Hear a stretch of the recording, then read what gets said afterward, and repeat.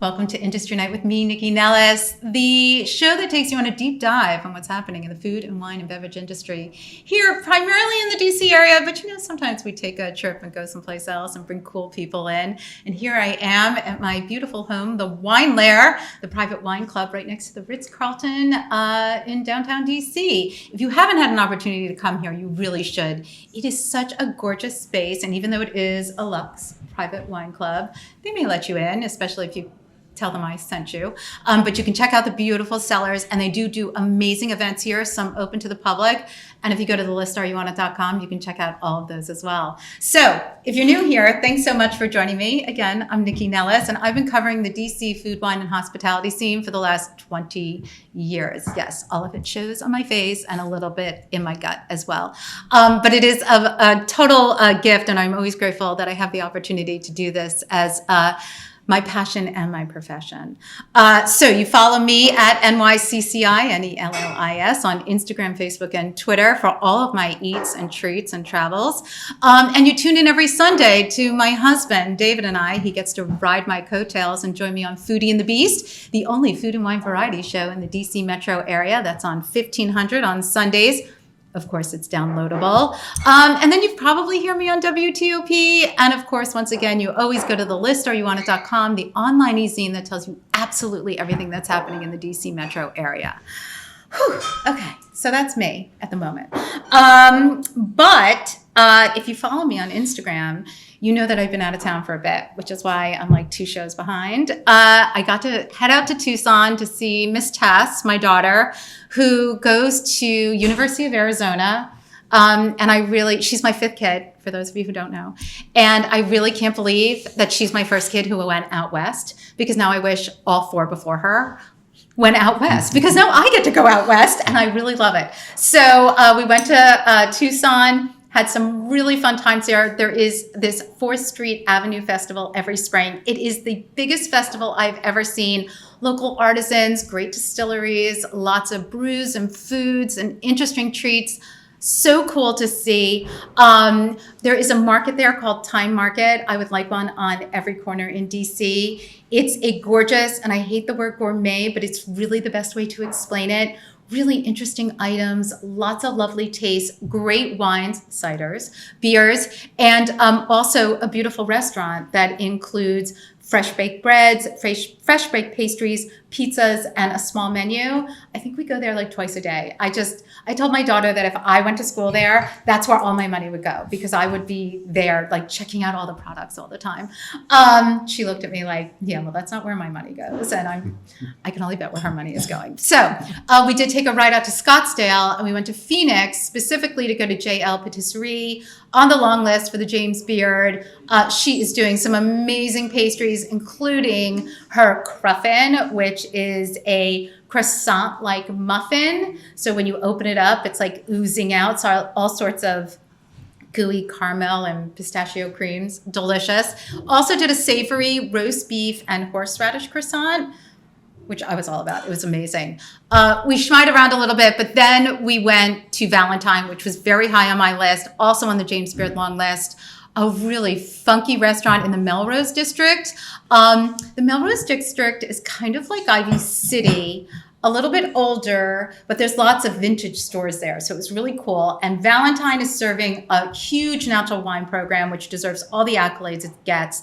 A really like funky, cool crew of people who are really passionate about the food, wine, and cocktails that they are serving. But the funnest part for us, other than the food, which was great, was that this antique store, which was attached to it, had our dining room chairs in it, and we did not know it. So we left with brand new mid-century modern dining room chairs, which was so cool, and I can't wait to post a picture of them when they arrive in my house. We left Tucson, said goodbye to my daughter Tess, and headed out to Palm Springs. I hadn't been there in quite some time, and I was really looking forward to get away. If you haven't been to Palm Springs, it's super like swanky, parts of it. So we stayed at the Colony Palms, which is a recently renovated Steve Harmon property. It looks like the Rat Pack is staying there. It's just really cool. Got a great vibe. No kids allowed, which I totally never thought was something I would dig, and now I really do. And that was great. We went to a really good restaurant. I mean, you're not going to Palm Springs to eat. I just want to be clear. But the food there is really competent and very good. Big shout out to Tara Lazar and her F10 creations. She's got 15 restaurants there. She's one of the few female restaurateurs in the country who has businesses like hers. So she has a gorgeous steakhouse called Lions. She's got this amazing brunch place called Cheeky's, which is open for brunch 7 days a week. DC could totally use a Cheeky's. The food is great. And also her property, Burba, which is a great pizza shop. Everything's just like fun and flip and outdoors. And it just feels good. We did take a road trip out to Joshua Tree. It's only a half hour away. And that was really cool as a hiker. I really got my hiking in. And my husband, who's a sun worshiper, got his sun worshiping in. So it was a great trip all around. And if you follow me again on Instagram, you'll see some of the great eats we had and some of the great things we did. And I'm still putting together some reels because I really hate doing it, but I will finish them and you will be able to see them. Okay, so that's my trip. And I've been back for a week, so I've been eating out a lot, but I don't want to bore you anymore with those eats. Those will be showing up on the next show as well as on my social media. So now that I'm back and we're here in studio, a few weeks back, I had Cory Van Horn, who is the Chief Strategy Officer of Visit Montgomery in Montgomery County, Maryland, which is where I live. I live in Kensington. And he was on Foodie and the Beast, and he was chatting about like all these exciting programs that were being launched as ways to engage with those who not only live in Montgomery County, but people who are coming into Montgomery County, because there's so much tourism coming in there.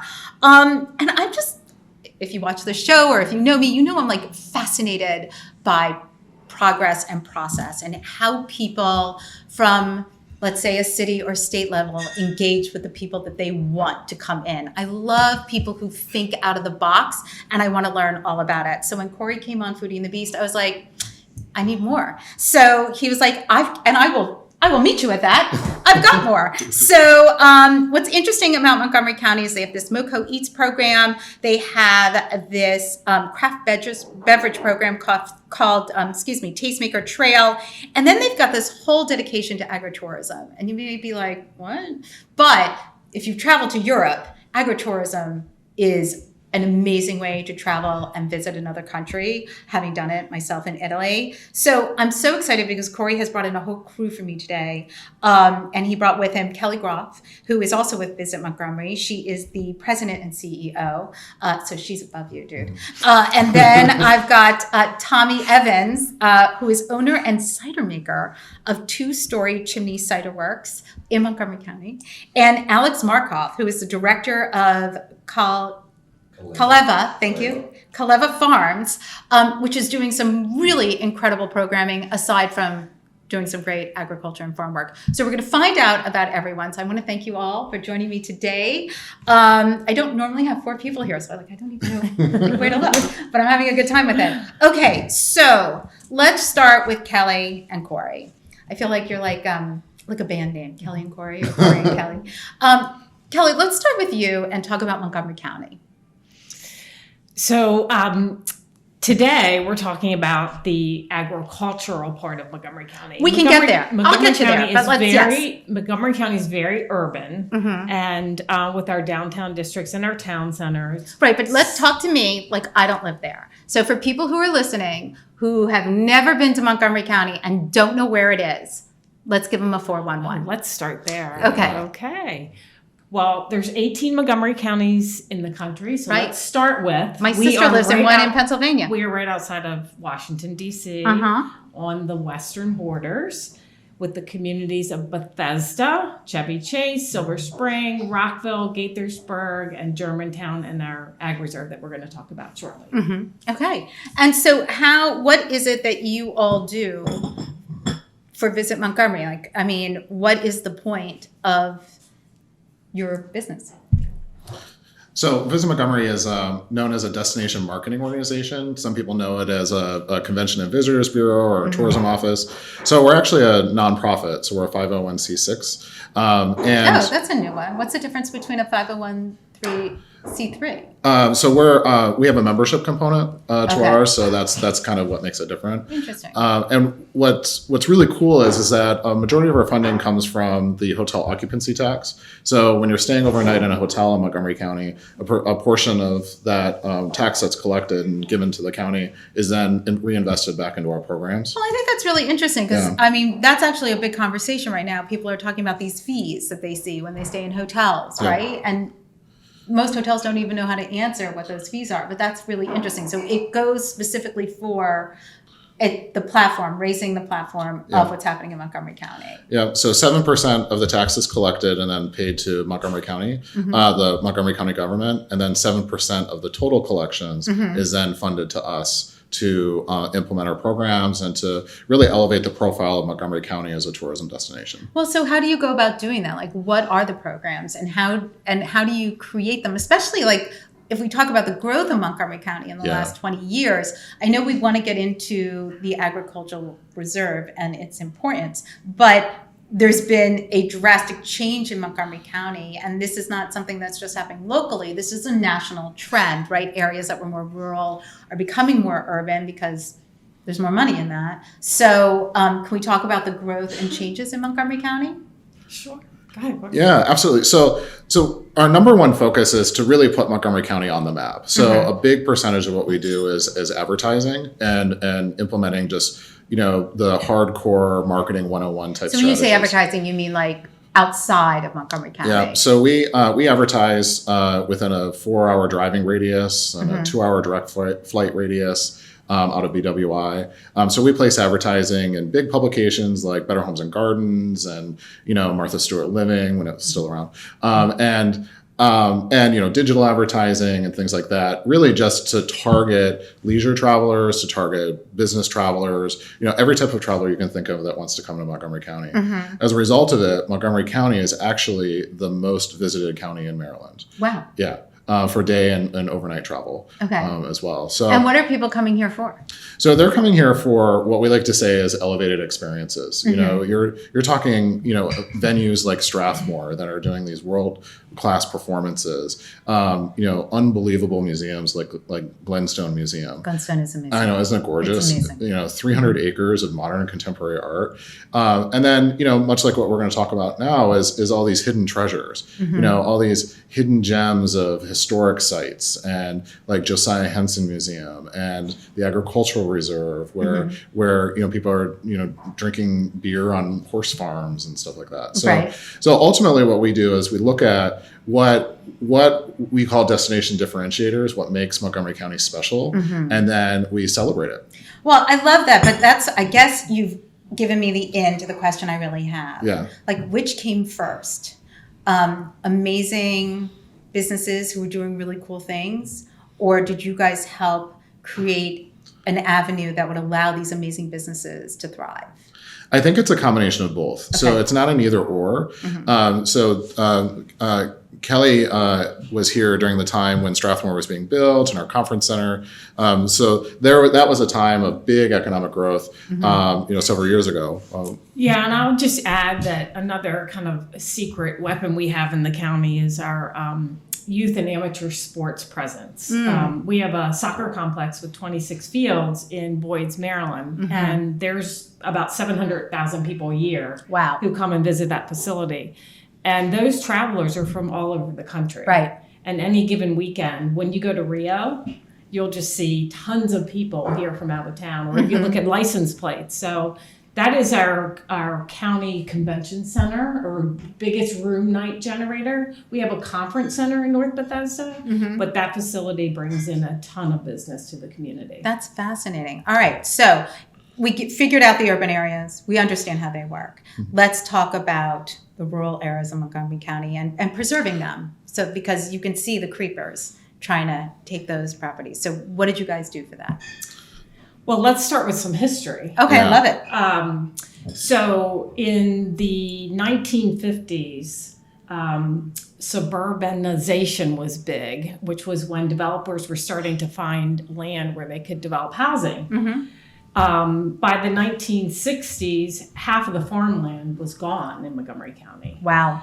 So fast forward to the 1980s, and the county, with the credit of the elected officials and Montgomery County's Park and Planning Commission, created the agricultural reserve.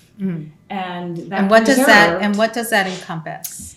Most of the western part of Montgomery County. Okay. Lots of small communities, but it's a third of the landmass for Montgomery County that's preserved agricultural. Okay. It's well known in the country that this was a move that was smart for growth and taking care of farmers who are now in their second and third generations to preserve this land. So what does that, I guess that's really the question. What does the reserve mean? Like, is it parcels of land specifically for farm? Like how does it work? So it really is a land use methodology. Okay. And so there's some requirements and restrictions around that. So it does limit the amount of development.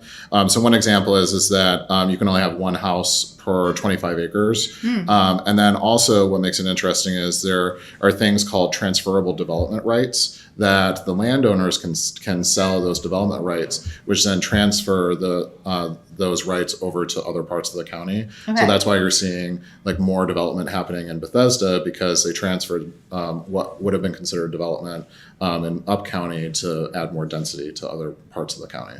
And and then so what's also happened over the last several years is, there's these large farms and they're multi-generational ownership. Calleva is an example of that, where the next generation is looking really creatively on how to utilize the land beyond just farming. And so that's where the agricultural tourism part's been coming in. Okay, but you know what, why don't we stop there? Okay. And let's talk to these two about what they're doing. And then I want to sort of circle in, maybe we'll panel it a little bit and sort of talk about how you work together and how, the education continues to get, like what the process is of getting people to know more about it and how people find you and things of that nature, who are just not locals. So Tony, hi.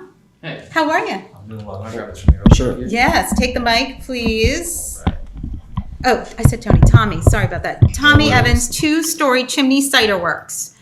Yeah, so I'm the owner and Cidermaker at 2-story Chimney Ciderworks. We are in the Agricultural Reserve of Montgomery County. Been there for about 5 years making cider, lived there for about 8 years. But how'd you get into cider? I've in the past worked at wineries and breweries, got a farm, not knowing about the Agricultural Reserve, it was on there. Thought I'd try to farm for a little while and realized I do something more than that. And what kind of farming did you want to do? I wasn't totally sure when I got it. I just knew this is what I wanted to do. So I thought I'd just see what happened. And making alcohol in the past is kind of what happened. I love it. I love that you're like, I'm just going to figure this out as I do it. Yes, most of my life and plans. Okay. Yeah, it all works out though. Everything's great. And yes, there's some old apple trees on the property that were, over 100 years old. I was able to graft off of those to make an orchard now that's all these, heritage variety. But wait, I don't know what that means. So apple trees, you have to graft from them to grow the same apples. Like if you grow an apple from a seed, it won't grow the apple that you were eating. It'll be a kind of a unique genetic modification of that. So if you want that exact apple, take a cutting off of that tree, put it on some roots, put that in the ground to get the same so you're apple. propagating. Exactly, yeah. Okay. So I'm taking this 100-year-old tree and I'm just making clones of it. Cool. And so I have a whole orchard of this old heritage variety that's no longer available anywhere except for from me. So what are they called? I didn't name it yet. I don't know. Oh. I'll figure You're it going to out. call it the Tommy? I mean, what are we Yeah, going to do it's a good here? name. It's my son's name, my dad's name, my name. So we'll just stick on with that. Yeah. Okay.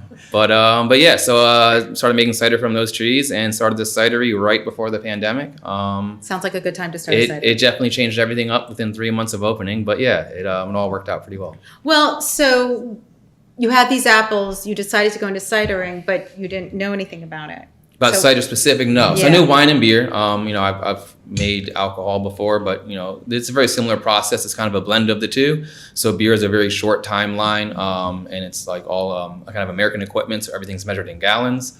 Wine is a longer timeline to make, but easier to make. It's more you kind of just press the fruit, get the juice, and then you start going.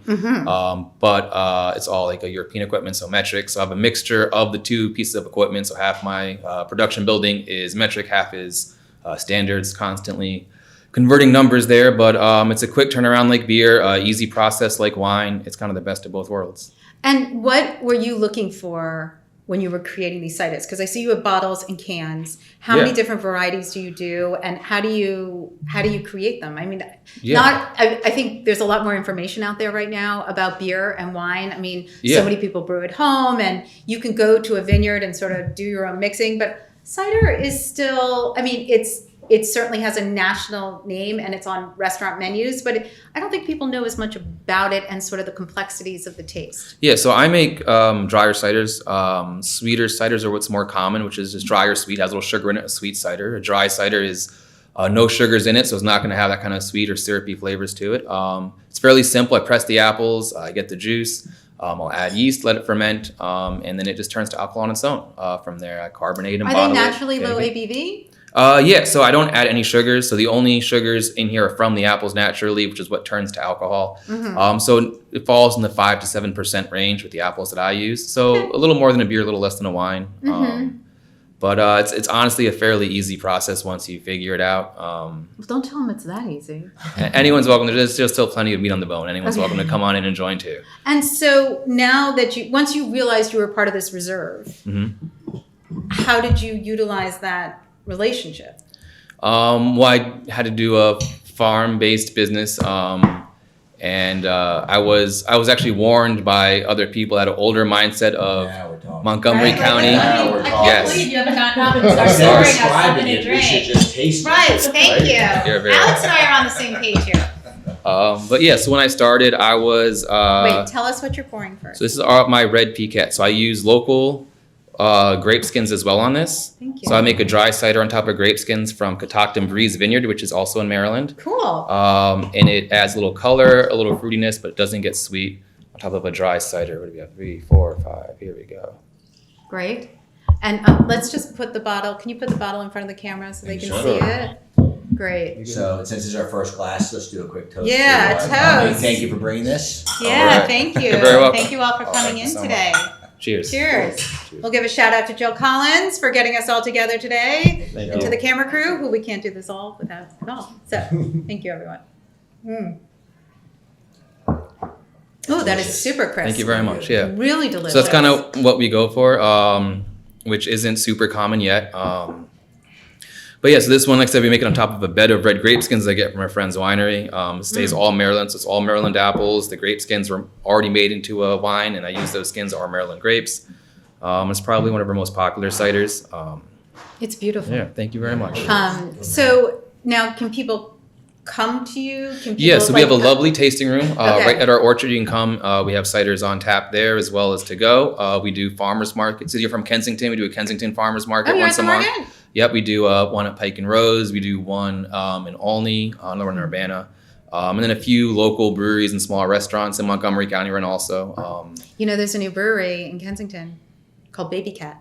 Yes, I've been there actually. Yeah, they're Okay. wonderful. Yeah, they're packed. They're a wonderful place. I mean, they don't even have to serve the beer. Yeah, it's Really? Yes, really. it's a good spot. Yeah. But we have a much larger space. We are in the Ag Reserve, so we have tons of outdoor seating as well. Really encourage families to come. Any nice day you'll see kids running around, kites, people playing soccer, frisbee, and just like almost like a park you can come to and also grab some cider or gluten-free beer now as well at our place. Oh, and you're making that. Yes, we have a separate company. Celiac started that up last year. So we have gluten-free beer from corn we grow on the property as well. Cool. All right. We're going to put a pin in you for a right. sec, and then we'll come back and talk a little bit more with the group about like how you work with the reserve and what that means. Yeah. And we'll figure out with businesses. Okay. Hey, Well, first I want to see, are we all going to head to your place afterwards? Right. This- we're gonna- I hope so. The taps will be open. Right. Okay, very good. Okay, Alex. Yes. Hi. Hi. Talk to me about the farm. So the farm, so Calleva was born in the early 90s as a summer camp, an outdoor summer camp for kids. And I grew up at a Valley Mill with my brothers. Which Like we a day started- camp? Yeah, like a day camp. Okay. Yeah, I think today, because you just asked about the farm, Calleva is most known for our outdoor ed programs and for a big Halloween event that we run on our farm Okay. in Dickerson. But we're a little lesser known for a lot of the events and the activities that we're doing right now presently, the farming on our farm, which is why it's exciting to be here, because I want people to come out and see some of these another side of Calleva. But we are busier and busier every day with a lot of the farming activities we're doing. And so let's talk about the farm itself. Yeah. What are you growing? Who got into farming first? How did the farm become the farm? Okay, so we presently grow our own hay for our cows and for our horses. So that's probably our biggest crop. We grow a lot of children, we like to say, because we have a lot of kids that are involved in the Calleva programs, not only on our farm, but just around the Washington, D.C. area. I love that. And we grow we have a couple acres of vegetables that we use primarily. Tommy was asking me before where our products go, but that we really use. We don't sell a lot of our products out at a farmer's market. Most of what we grow, whether it's our proteins or our vegetables, we use in our programs. Okay, but you have cows and horses. We have cows, horses, pigs, chickens, goats, egg layers, and meat chickens, and all of those proteins we use in our meals, and the vegetables that we grow on our farm we use in our meals as well, that we're serving to different and people. And is there anything special about the chickens or the cows? Like, is there certain breeds that you're using, or is it just you guys just sort of went with what you had, or the cows? So our farm has definitely been just because we never grew up on a farm. I grew up at a camp, and entering. It's actually kind of neat to hear the history of the Ag Reserve, because when we first bought our farm, thought, hey, big camp out on this beautiful farm, and realized really quickly the restrictions that there are. Did you buy this, or was it yours or your family? I bought it in the early 90s, mid 90s. Okay. And we realized pretty quickly that that we need to have an agricultural component to our programming. And if you had asked me, when Calleva started, if that was ever part of the plan, it certainly wasn't. And then realizing that we had to have that side of that component to operate on our farm, it has been the best thing ever, because it's really allowed us to discover and explore and learn and create this other side of Calleva that I don't think we ever would have had. And I look at, here we are sitting right near, obviously down at mile 0 on the towpath. We're at mile 40 along the C&O Canal. So we're really not that far away, but you get out there, we're right beyond White's Ferry. And it's amazing that it's so close to the DC area. And kudos, like you said, to the early visionaries of the Ag Reserve, because it is an awesome 90,000 acres that has been set aside. And we have learned to live within it with all of our programming, and have, in some ways, had our hands kind of steered in a direction that we probably would not have done were it not for the Ag Reserve. And so what did the reserve sort of say to you or offer to you that you were like, oh, light bulb, let's do this, or light bulb, let's do that? Well, I would say today, like our farm camp is a program that I don't know if we would have. When we first started Calleva, it was a lot of your outdoor adventure sports, rock climbing, and they still are. We're known for our rock climbing, our kayaking, rafting, a lot of outdoor adventure sports. But in addition, we have a very large riding program that takes place year-round on our farm. And our ag programs with school groups that come out, and with all of our camps that we run out there. So it's a lot of educational programming. A lot of educational programming. I love that. Yeah, and what's neat is that, there's definitely like this cyclical. Just the other day we were having a meeting about all of our events that are coming up this season. And one of the big ones are these pizza nights that we do, where we make a really good pizza out of our kitchen on the farm. And all the proteins are coming from our animals, and a lot of the vegetables that are going on top of these pizzas are coming out of the garden. And the kids that come out, they participate in that process. And it's a neat full circle. A lot of them will come out with their parents during pizza night and so when did the food component start for you all? Since you were at camp originally, then you added the farming, but now you keep mentioning programming, but you're not really saying what the programming is. But now, like the pizza nights, you're doing you're creating products. Yes.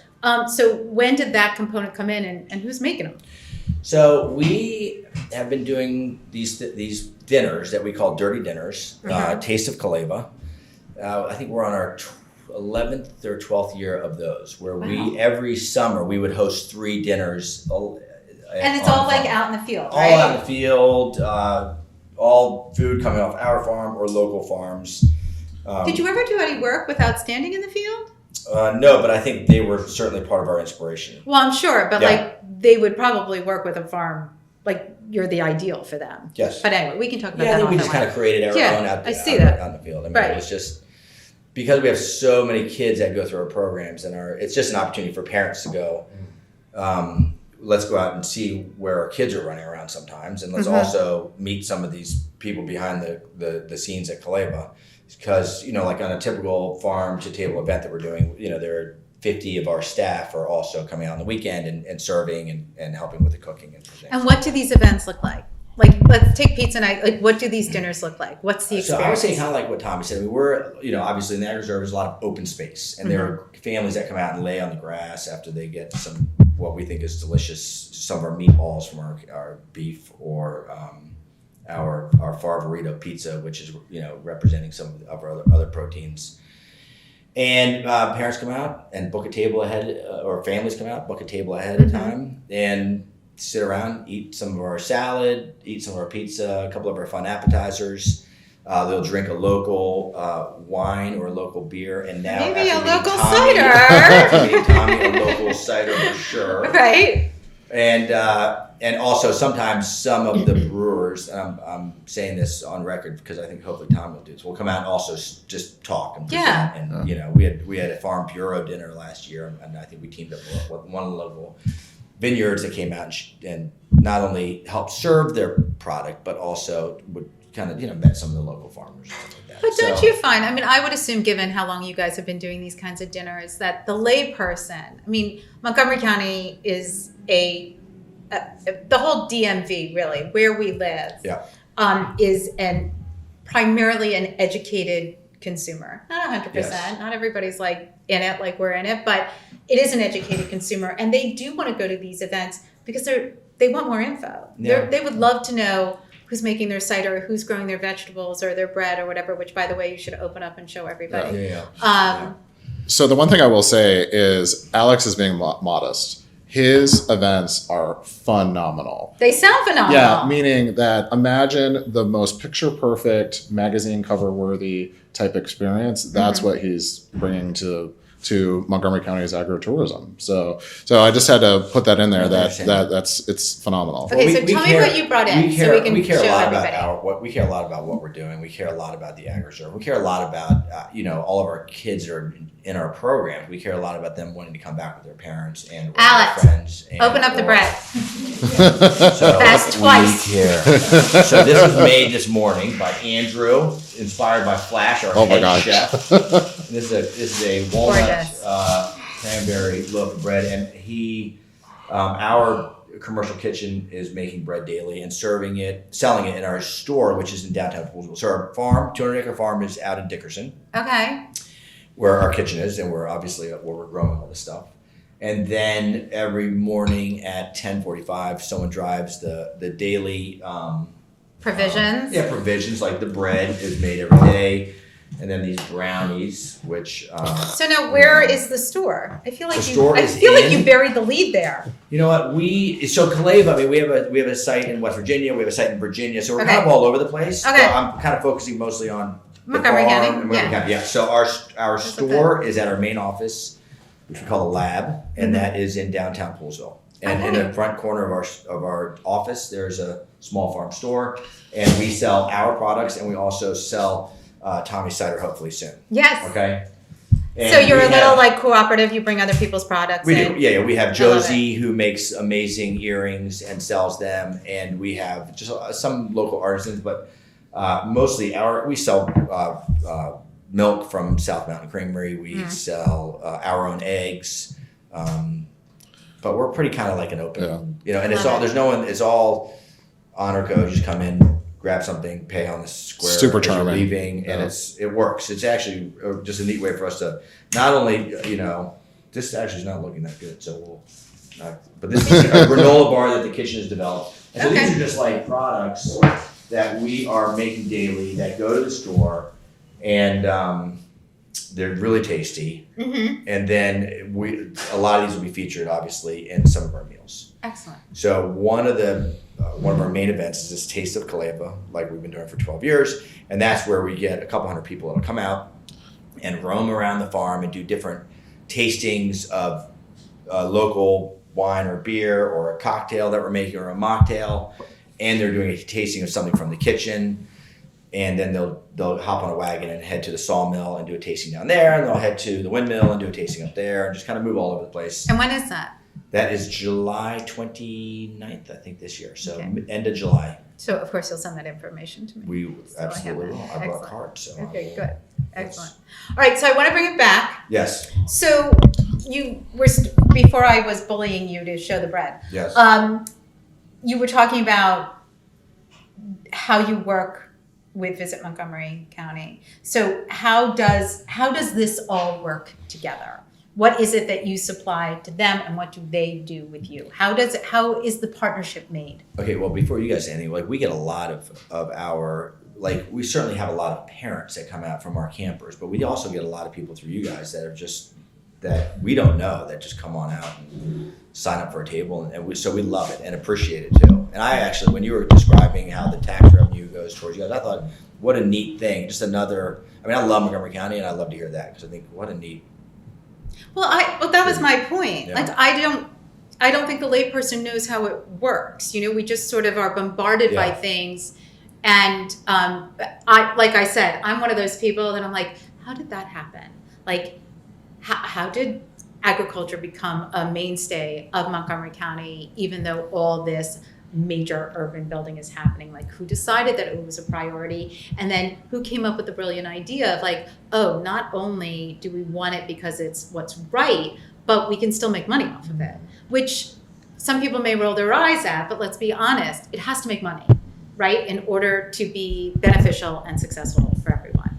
Well, I think that's a big part of what they do, or how they helped me, was making it easier to open. Like when I first came here, started opening my business, a couple other friends of mine that have their own companies in Montgomery County are like, oh, Montgomery County is really hard to open, be careful. And that was not my experience at all. Like, it's been super easy. And I think the big word was agritourism. And like when Visit Montgomery is like, hey, agritourism is a big deal, and starts pushing it and like lets the people that are making all these laws know, like, this is how we can improve the county and draw more people in. And then they like pave a path for someone like me. Whereas like other people in the past might have had a more difficult time. I think Montgomery County as a whole has been changing to like help out small businesses, especially like agrotourism, and people that are like trying to, you know, start up something that maybe 5-10 years ago they would have met a lot more red tape with, or difficult times. Yeah, I would totally agree. And in fact, I grew up thinking permitting. Let's get you in that mic. Permitting, county, difficult, impossible, all these things. And I found nothing but, in general, like when we're dealing with like a county issue, I just find like the county is more of a partner with us than fighting against us. Or That's really what you want to hear. My understanding from people who are opening up stuff in Montgomery County, quite frankly, is that it's not really the county. It's usually the landlords. It's usually, it's usually the real estate that is the struggle initially. Yeah. But like you hear from, just from people I deal with, I hear more about permitting and those kinds of things. Like in DC, it's a monster. So I don't hear the same as much complaints, I should say, as Montgomery County as like what's happening in DC, because it's just the backlog is insane. Yeah, I mean, I would say we went through years ago. We went through like permitting a wall where we had to like catch up on a lot of buildings that we were either behind on with our permits, or they were kind of like, are they used for commercial purposes, like this haunted forest that we run, or are they ag buildings, which wouldn't need a permit? Mm-hmm. And so when faced with a lot of those challenges, I felt like the Department of Permitting was just partnering with us and saying, hey, how can we get you guys where you need to be so that you can operate? Which to me, I love. Well, and for both of you, do you think Montgomery County has become more small business friendly, instead of just attracting the big dollars, the Marriotts or Hiltons, or the people who are going to, spend the big money? Do you feel that you've really made it a part of what you do to work with the independents? A majority of the businesses in the county are small businesses, 30,000 small businesses. So it's really important that we take care of them. Yep. We do have large corporations that are headquartered in the county, but 30,000 small businesses, we really need to lean into and take care of. I just want to add to that the consumer is curious now. So the Ag Reserve and what these two bring to the table, people want to come and learn and hear stories about things that maybe during their lifetime they haven't experienced.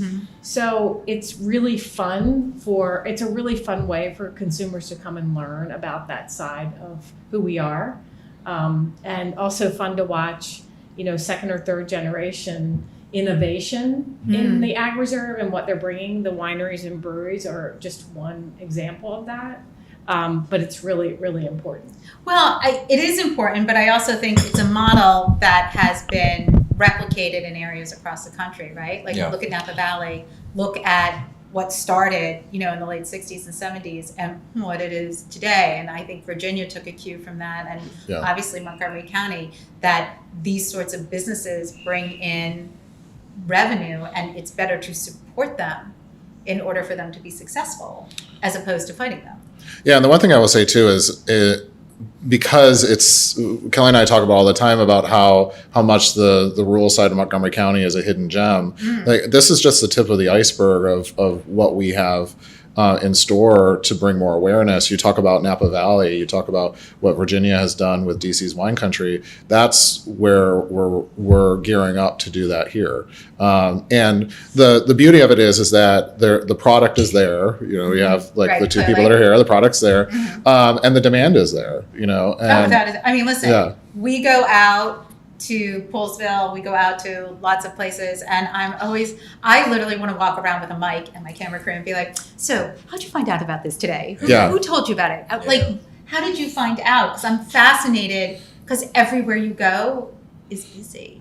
And that's, exciting for me, but it is exciting to see that people do have that curiosity and are looking for other things to do. Like if you live in Montgomery County, you're looking to sort of stay in Montgomery County, where I think for a really long time you kind of left to do other things. And that's the unique part about our Visit Montgomery's job is that we kind of have a view into the inner workings of how tourism development can work and how making these very strategic moves can impact things down the road for the future. But we also have to have an element of a crystal ball, and also at the same time have a ton of research to back up what we're doing and the metrics. And then the other part is once we start to get to know that, like for example, I knew about Tommy's business well in advance that he even knew about us. And then the irony is that they're spying on you. I know, but the irony of it is that because I also live in Montgomery County, eating is research for me. Right. And so I met him for the first time while he was vending at Bethesda Farmers Market, and so that's how it all kind of evolves over time.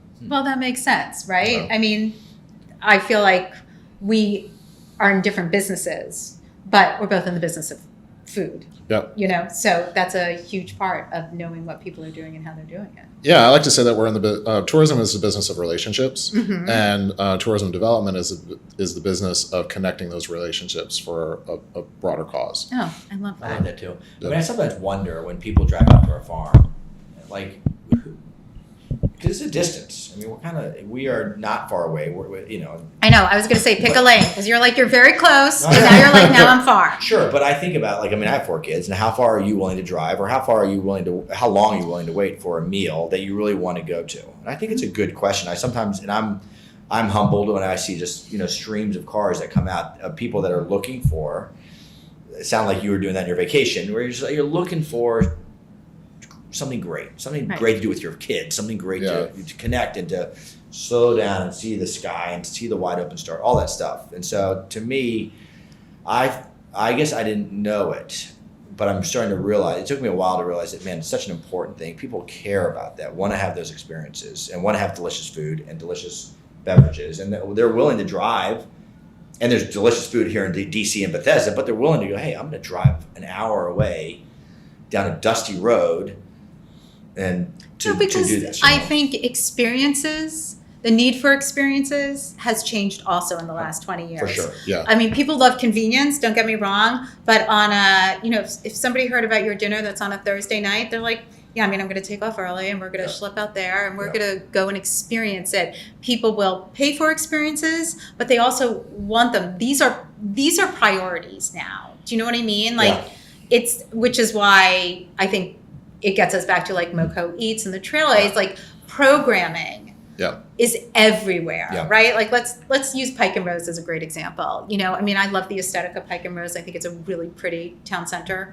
But they do a shit ton of programming because you can't just open anymore. You have to open and you have to engage with people. You have to say, you want to come here because the farmer's market's here is on Saturday. And you want to come here because you can bring your dog here and it can come over here. And you want to come here because we're doing a spring festival.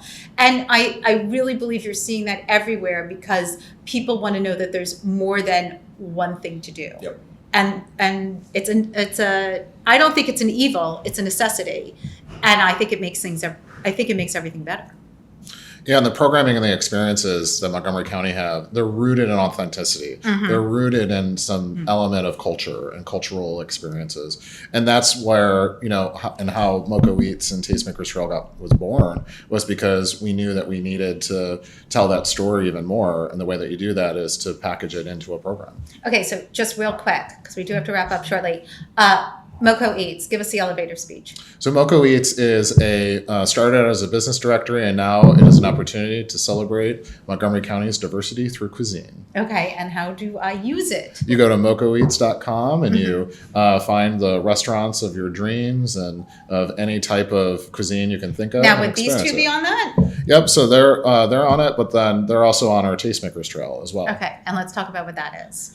So the Tastemakers Trail is a craft beverage experience where over 20 craft beverage producers, wineries, distilleries, or cideries, things like that, are all featured and packaged into a self-guided trail experience. Cool. And you can go anywhere in the county and try any craft beverage you can.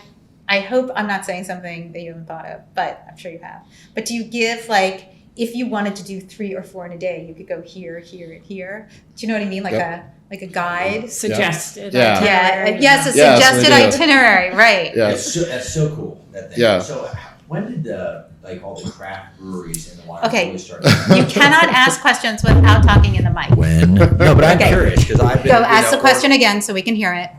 It's such a cool tour. Yes. And I'm curious when the craft breweries and the wineries really started picking up in Montgomery County. In the Ag Reserve specifically. Yeah, the first one, the first 2 breweries that opened, and of course I'm going to butcher the year, but it's within the last 6 or 8 years or so. So not that long. Yeah, it was Werdaka Brewing Company. Yeah. Well, also Black Ankle. Yeah. I had Black Ankle on Foodie and the Beast probably about 10 or 12 years ago. Yeah. I mean, they were just producing wines, but at that point, they were the first winery. Are they not Montgomery County? They may just be outside of it. Yeah, but they were the first winery that was like, no, Maryland makes wine. But that did spur other wineries, and people are like, oh, yeah, we can make wine here. Yeah. And what's important about that is, businesses like Werdaka Brewing Company, in order for them, they couldn't just open a brewery. So they had to make a case for it, and certain levels of code and licensing had to change in order for that to happen. And that opened the door for all the other ones. But it also had to be a general shift of how everybody, government, permits, everybody had to change their focus, because I think for a long time there was sort of a negative approach to breweries, wineries, and distilleries. I mean, it wasn't the district, because I don't think people saw it as a viable business that assisted with tourism, that assisted with that brought in more money. It just, because it was alcohol, and it's kind of a Puritan way of thinking. Also, it's the commercialization of the agricultural reserve, and where you draw that line between, hey, we want people to come out here, but we want to maintain farms and preserve farms. Right. And stuff like that. And the key thing is that it's all rooted in experience. Mm-hmm. And so that's why we developed it as the Tastemakers Trail, because we wanted people to look up from the glass. Obviously, you're drinking amazing wine or you're drinking amazing cider, but at the same time, you're sitting on and looking at the rolling hills of pasture. Like, that's something that's extremely unique and very rooted in place. Excellent. All right, I have to wrap up. Okay. You can ask your question when we're done. Okay. Sorry. All right. Sorry. Because I'm really the one who gets No, to ask of the course. questions. Sorry, I'm just curious. We've only opened one bottle. I know, he's going to open up the second one, okay? The show is only an hour. Sorry, dude. But I really appreciate all of you being here today and sharing all of this information, because I think it's an incredible example of what can be done to be successful in a county that's so inclusive, right, for businesses and for both an urban and rural to exist together, but create money, an economic system that really works. So tell everybody, please, where they can find everything that you two are doing so we can stay up to date on all of it. Go to visitmontgomery.com, and that's where you can download our adventure planner app. Okay. And you can check out Tastemakers Trail and MoCo Eats. Excellent. I love it. Okay, gentlemen. Tommy, where can I find you? You can find me online, twostorychimney.com, all spelled out, or on Instagram at twostorychimney. Right. That's TWO. Thank you. You're welcome. And you can find us at calleva.org, CALLEVA.org. Are you both on Insta? Are you on Insta? We are, yeah, Calleva is. I'm myself not, so. Okay, I that's know okay. I know we're out there. So. Okay, and you? Same, yeah, Two-Story Chimney. Excellent. Okay, great. Well, I want to thank you all for joining Thank me you. today. This was really, really interesting. Don't worry, we'll open up that bottle when Thank we're all done. And it's just like, for me, it's so heartening to see. I love business growing in a positive and exciting way. You know, instead of just like, I don't know, not to like Rockville Pike for so long was just like plaza after plaza and parking lot, and it was unattractive and there was no way to walk it. Like, I love things that are aesthetically pretty, but also business-wise sound. And it just sounds like this has all of that in its place. And so it fits me. And I feel like I should be your audience for it. So, Yeah, thank you. Thank you for having us. absolutely. Okay, so everything you heard here today can be found on the list areyouwantit.com. So all their events are now going to be on the list, right? You both are going to send me everything. And you can follow me and all my eating journeys and travels at NYCCI, NELLIS, on Instagram, Facebook, and Twitter. And we are now on YouTube, thanks to these wonderful gentlemen who are here today and Hardcast Media. They are filming it and recording it. So I have a bunch of shows on YouTube. I haven't done a lot to get that word out there because I'm still trying to figure it out, but they look amazing. So you should totally tune in and please subscribe. And if you have questions, hit me up on Insta or hit me up on Twitter and hit me up on YouTube as well, because I'm happy to answer your questions. You can hit me up on Facebook, but I really hate it. So chances are I'm not answering you there. Please subscribe, please comment, and because I'd love to know what you think. Lastly, I do want to thank you all for joining me today, my guests and those people who are here today, but also a couple of reminders. While the pandemic is over-ish and it's beautiful out, staffing shortages are still real. And there's also still issues with getting supplies. So take your kindness pills every time you dine out, please. Everybody wants you to have a good experience. Nobody ever wants you to walk away and say, that sucked, and I'm never coming back, and I'm going to tell 10 of my friends. So go out, spend your money, enjoy, but remember, and have a delicious week.